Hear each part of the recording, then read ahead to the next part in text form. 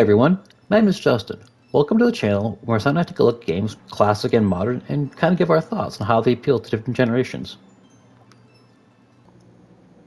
Today we're taking a long delayed look at Sea of Stars, an indie game inspired by Chrono Trigger with more than a dash of Mario RPG. The game released in July of 2023 to almost universal acclaim, landing on many lists such as Best Game of 2023, Best RPG, and Best Indie RPG, the latter of which I can agree with. It's a game I've been wanting to talk about for a while, but unfortunately, while I got pretty far into the game, I got pulled away by something else. So now that the boy and I have returned to complete it, it's time to give our thoughts on if it sails triumphantly or if it struggles to leave port.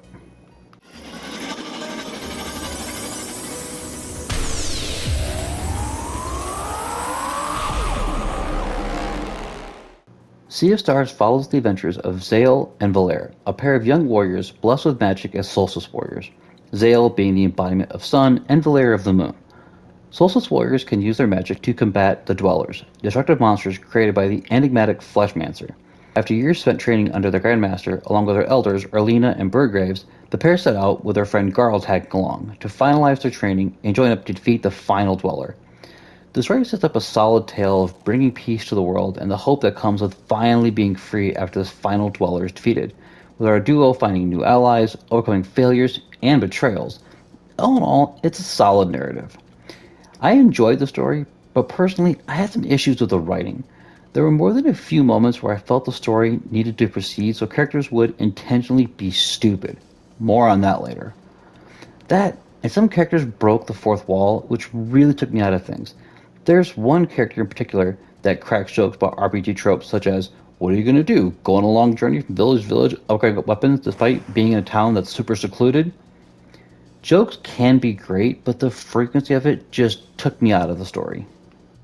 I liked the story, but sometimes the characters' focus would wander.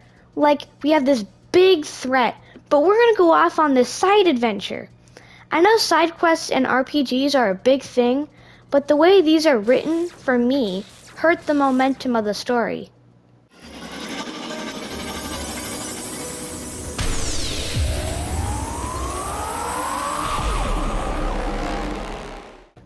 The game has a few small side characters, but for the most part, it's a focus on the six main party members.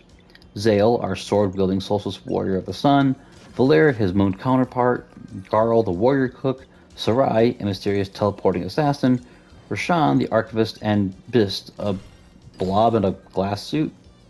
Personally, my favorite character was Sarai. I loved her appearance. Her utility in battle, being able to delay enemies to buy you time to stop their big attacks, is invaluable.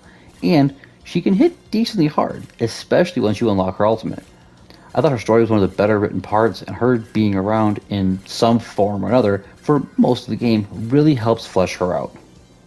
I didn't care for Sarai as much as you did, Dad. For me, I thought her secrecy with her story didn't make any sense, considering she's supposed to be on an urgent mission, yet she really doesn't impart any urgency. I like Beast.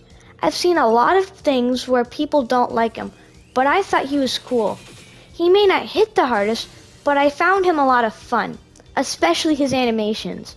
We need to scale this wall. You better turn into a crab. Oh, there's a big old tightrope in the way. Probably be best to turn into a wheel. He's hilarious. Everyone's favorite character will vary. The main characters, Zale and Valere, are a good duo. They have good chemistry, great camaraderie, they function very well in combat, and serve as solid cars to drive the story along. I preferred Valere a bit. As cool as it is to hit somebody with a frickin' sun as Zale, Valere's Moonerang and combo buddies were just a lot more fun to me.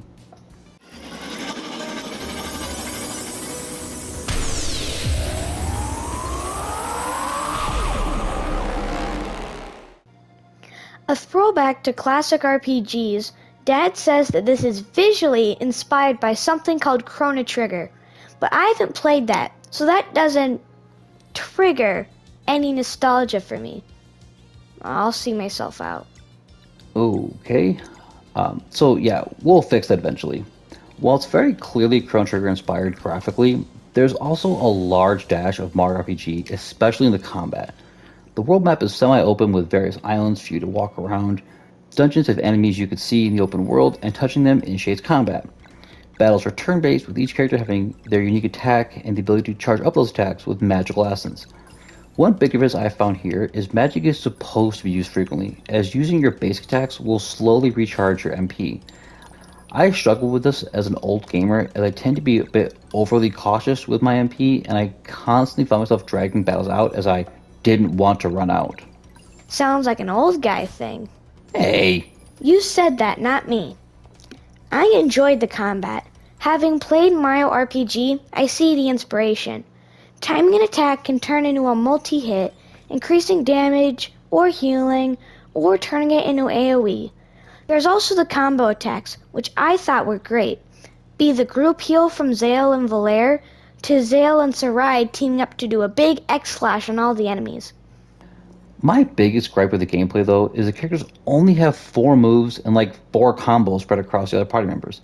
This led to battles getting pretty stale, and with a 25 to 30 hour playthrough, stale gameplay after about the first 5 hours is a really big negative. Not to mention, the combo moves kind of felt like they ran out of ideas. For Beast, all of his were just him absorbing their element. I don't know if they thought they were limited by his design or what, but as much as I liked him, I thought Beast's combos and his special skills in general felt underwhelming. On the upside, this game has wheels. This is a clockwork game where each player has 2 characters, and you turn a roulette wheel. Depending on what you get, it can give bonuses and points.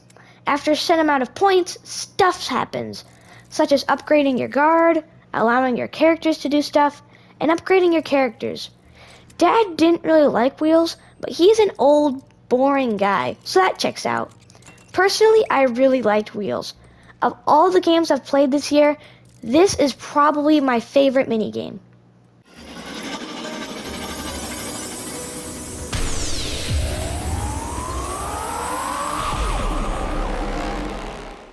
Going back to the Chrono Trigger inspiration, the game has beautiful pixel graphics. The overworld map is large, and you just see tiny little figures of your characters. If you love old classics like Chrono Trigger, you will feel right at home here. Animations, while some may not be as cool as others, all play smoothly and are animated competently. If there's a strength of CSRs though, I think it's really to be found here in the graphics. I agree with you on the graphics, Dad. I want to talk about the music though. And I only had one issue with the music, and it was that I've read that in games, developers factor in a lot of things. One thing is that the music should not be boring to loop.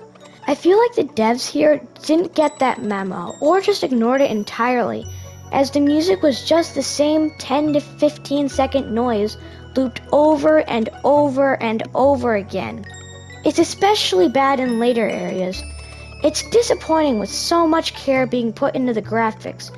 I felt like the music needed that same attention. I didn't think it was that bad, but I will agree, I didn't love the music here.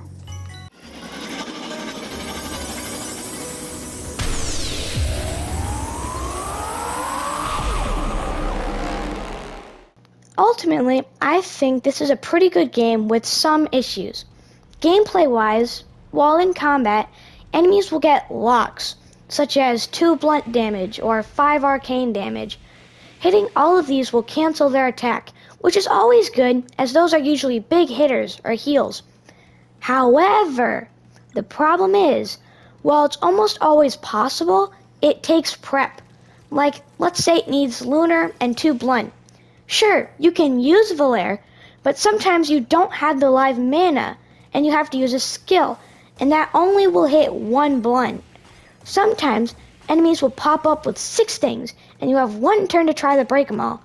Better hope Sarai is available to delay them, because otherwise you have no hope in stopping them.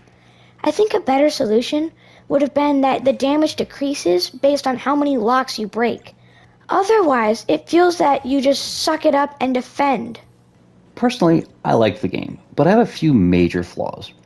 Imitation is the greatest form of flattery, but at some point you have to be able to do your own thing, and I kind of felt like CSRs was too much member berries. Hey, remember that thing that dude said in Chrono Trigger? Hey, remember that art style from Phantasy Star? Hey, remember, yes, remember, Jesus, move on. I didn't feel like the game did enough to stand on its own without being just memberberry juice. Also, this game had one of the most anticlimactic endings I've ever seen. I literally just sat there waiting for the next boss phase, but nope, super easy boss, and then roll credits. So for me, I'm gonna have to give Sea of Stars a 7.5 out of 10. I feel like the graphics with the blood and organs and stuff in some areas got a bit much for me. The music was annoying, the graphics were great, and the wheels is awesome. Unfortunately, the rest of the game didn't really click with me. Fair point, son. I guess the graphics were more of a high point for me than they were for you, so I'll go a bit higher at 8 out of 10. I liked the game despite its flaws. This is one of those games where I played through it and found myself wondering if I was just playing a different game than everyone else. I just didn't see the hype, especially in a year where better, in my opinion, RPGs came out that were left off award lists. But perhaps my biggest issue is the handling of Garl. I get it, he's a fan favorite, but my god, I felt nothing when he died. First of all, it was the dumbest thing I've seen in gaming in a while, and we played Chris Tales. The attack is telegraphed. He knows it's coming and he can't survive it.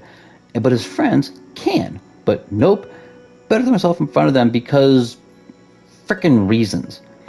Then he goes on borrowed time, which again is fine. Giving him one last ditched effort to help his friends is noble.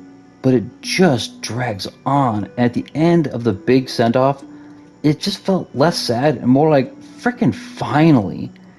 I just felt like the moment got milked way too long and it ended up killing the emotional momentum. So those are our thoughts on Sea of Stars. Did you have a grand journey, or did you get lost in the sea of nightmares? Whatever your thoughts, comment below and let us know. And as always, please support us with a like, comment, and subscribe. Thanks everyone!